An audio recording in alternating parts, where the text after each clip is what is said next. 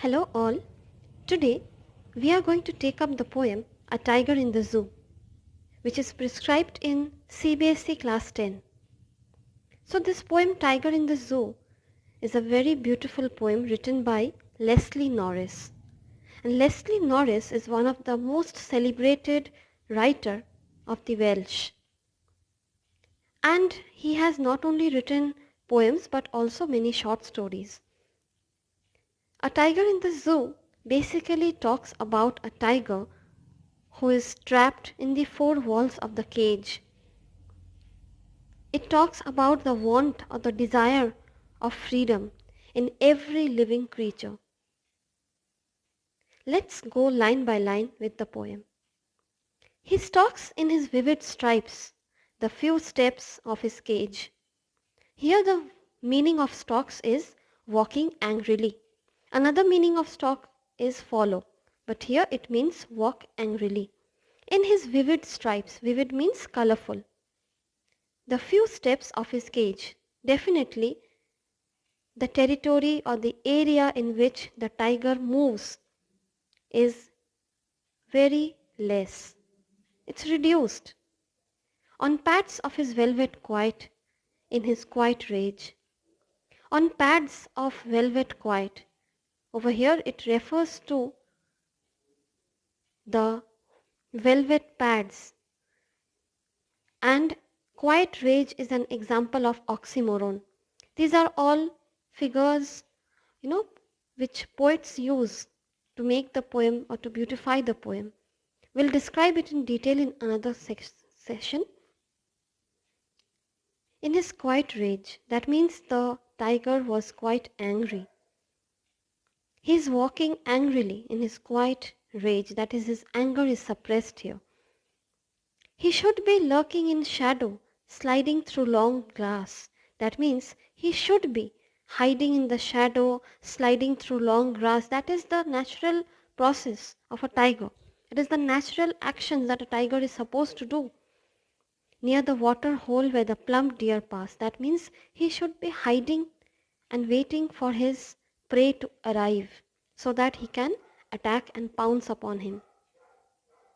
Where the plump deer, plump over here means healthy deer, pass by. He should be snarling around houses. Snarling means making angry sounds around houses. At the jungle's edge, that means by the end or the edge of the jungle, he should be moving around, making angry sounds around the houses and terrorizing the people. Baring his white fangs, his claws terrorizing the village. Baring means exposing his white fangs. Fangs over here means teeth. And his claws. He should have been doing this, terrorizing the villagers. But he's locked in a concrete cell. That means, but he is locked up in that concrete cell. His strength behind bars. That means his strength cannot be exposed. His strength is not exposed. He is put in the four walls, stalking the length of his cage, ignoring visitors. That means he's walking in his cage, ignoring the visitors. He's angry. He's dejected. A kind of suppressed anger is working in the tiger's mind, but he's helpless at the same time. His freedom is perturbed. A wild animal is supposed to be wild in his natural habitat. He is supposed to move around freely. He is supposed to make sounds, move around the jungle, sometimes hide in the long grass and wait for the deer. But all he is doing here is he is locked up in the four walls of the cell, in a concrete cell. He hears the last voice at night, the patrolling cars. That is, he hears the last voice at night. And what is it? The patrolling cars. Patrolling cars means the cars that are taking rounds. And stares with his brilliant eyes at the brilliant stars. The last two lines show the helplessness of the tiger. his desire, his want of freedom. All he does is he looks at the sky, he looks at the brilliant stars with his brilliant eyes. So this poem is a beautiful poem, and the poet has used a lot of figures of speech. And if you can see that this poem is written in a very simple and lucid language, and it talks about one of the greatest human instinct, that is freedom. It's the desire, it's the need of any living being, be it tiger or be it a human being.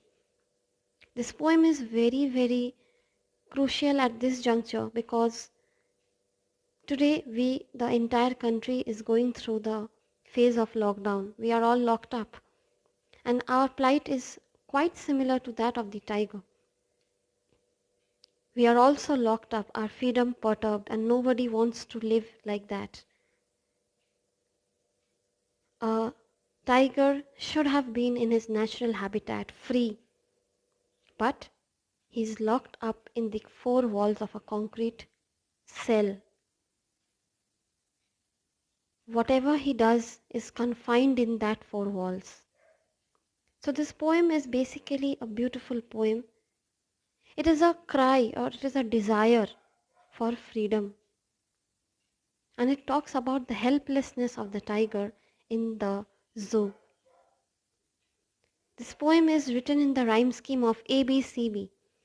How to find out the rhyme scheme of a poem, I'll teach you quickly.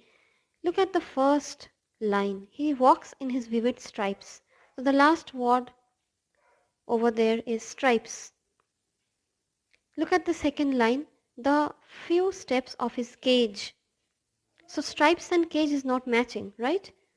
They are not rhyming words. So we will number the first sentence as A. The second is B. Look at the third line and the last word of the third line. Is it matching with the second line? No. On pads of velvet, quiet. So quiet doesn't match with cage. So we will put C. But rage is matching with cage. So A, B, C, and the last will be B. Because B, we have numbered the second sentence as B. And the fourth sentence's last word is matching with the second sentence's last word. This is how we have to determine the rhyming scheme. So do let me know about, if you want to know about rhyming scheme in detail, I'll do a class on that. There are a lot of devices, poetic devices used in this poem. The very first, in the first stanza you can see, quiet rage. This is an oxymoron. What is an oxymoron? In an oxymoron, two contrasting emotions are put side by side. Rage denotes anger and quiet is silent. There are two contrasting or opposite emotions put side by side, quiet and rage. This is an oxymoron. Then let us move on to the next passage. Plump deer pass. Over here, this is an example of alliteration. Alliteration means repetition of the same consonant sounds. P and P, plump and pass, alliteration. Then another alliteration, examples of alliteration are easy to find out. Another one is in the fourth para, second line, behind bars, that's an alliteration. Fifth para, first line, he hears, that is also an example of alliteration. This poem is basically written in enjambment. That is another poetic device. What is the meaning of enjambment? When the meaning of the sentence doesn't end in one sentence, but it is carried forward in the next sentence. That is the meaning of enjambment. When the message or the idea doesn't end in the sentence, but it is carried forward to the next sentence, it is an example of enjambment. The beautiful visual imagery has been used by the poet. Very beautiful, like vivid stripes, lurking, sliding. So imagery, as if we are imagining these things to go on in front of our eyes. It's like an image. It's creating an image on our mind.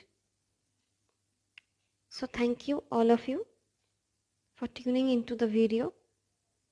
Any suggestions are most welcome, and please do let me know how you liked today's class.